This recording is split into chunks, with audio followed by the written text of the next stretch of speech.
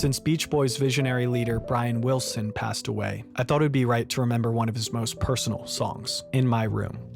In 1963, Brian was just 21 years old. Behind the surfboards and sunshine, he was an introverted, contemplative soul, carrying the weight of being the harmonic center of a band that was on fire.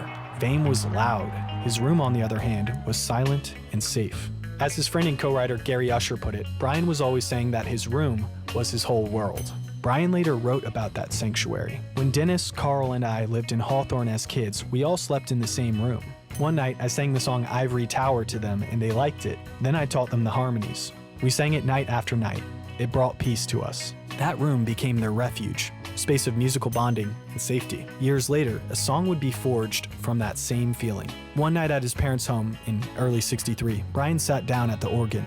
Gary Usher picked up the bass. It was late, well past their midnight curfew. Murray Wilson, Brian's strict father, came in a few times to tell Gary to go home, but in about an hour, they had crafted a new song.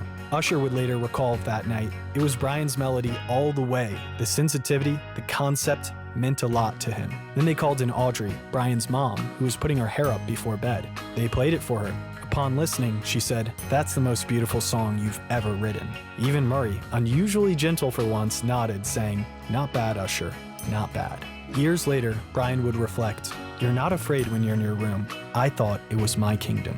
He continued, "When we recorded In My Room, there was just Dennis, Carl, and me on the first verse, and we sounded just like we did in our bedroom all those nights."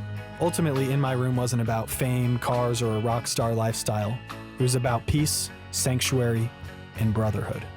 Stillness amidst chaos. Rest in peace, Brian, and thank you for letting us into your room.